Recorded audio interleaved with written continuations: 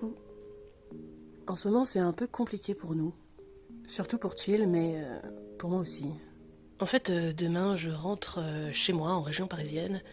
Et du coup, cette soirée est la toute dernière que je passe ici, chez ma mère. Mais vraiment la dernière, parce qu'ensuite elle déménage, définitivement. Or, il s'avère que pour nous, cet endroit a toujours été un refuge très important. C'est vraiment un lieu qui m'est très cher et dans lequel je viens me ressourcer très régulièrement depuis au moins 10 ans. À tel point d'ailleurs que Chill, qui pourrait avoir la fonction d'un gatekeeper, a introjecté cet endroit pour bâtir notre inner world. Nombre de chemins ou de montagnes qu'on peut voir ici sont également présents dans cet inner world. Pour Chill, cet endroit, c'est chez lui. C'est l'endroit où il est né, l'endroit où il a grandi. C'est son univers, son sanctuaire.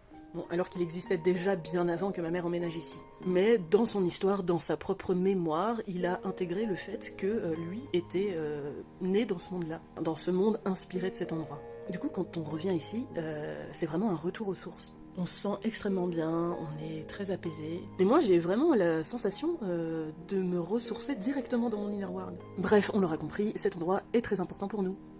Du coup, l'idée de me dire que c'est la dernière nuit qu'on passe ici est vraiment très très difficile en fait.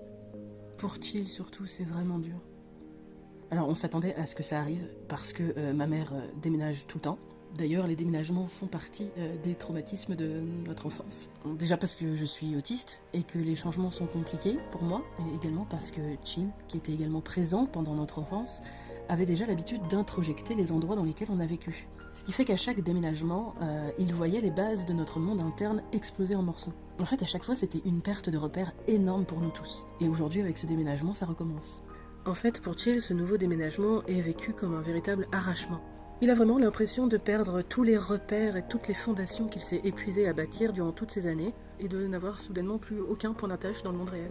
Et ça me colle un vertige énorme en fait à l'intérieur. Du coup, pour apaiser un peu Chill, je me suis amusée à prendre son doudou en photo dans des lieux qui étaient très importants pour nous. Des lieux assez symboliques dans lesquels on avait l'habitude de se rendre. Des lieux où on se perdait, on se promenait beaucoup, on rêvassait, bref. C'est un peu con, mais je sais pas, j'ai eu l'impression que ça a fait du bien en fait. Puis il y a quand même des bonnes nouvelles. Déjà, ma mère reste dans la montagne et ça c'est très important pour nous. De plus, elle ne déménage pas très loin d'ici finalement. Donc, avec un minimum d'effort, on pourra quand même continuer à se rendre dans les lieux qu'on aimait tant. Ce sera pas forcément toujours facile, parce qu'on n'a pas la voiture, et vous imaginez bien que les transports en pleine montagne, c'est pas la même qu'à Paris, mais c'est possible. Et pour le mot de la fin, moi je laisserai un petit message qu'on a enregistré, Chill et moi, hier, pour nous redonner un peu de cœur. Ce n'est pas parce qu'on part d'ici que notre univers va mourir. Nous n'avons aucune obligation à devoir à tout prix nous référer à un lieu existant pour bâtir notre inner world. Et même si ce lieu existe, nous ne sommes pas obligés d'y vivre. Et plutôt que de voir ça comme une destruction, on pourrait plutôt imaginer une extension de cet inner world. Je promets qu'on s'appliquera à conserver les fondations de cet univers. Et nous aurons maintes et maintes occasions d'y revenir. Et ça, c'est plutôt une bonne nouvelle, non? J'ai toujours rêvé qu'on y reviendra.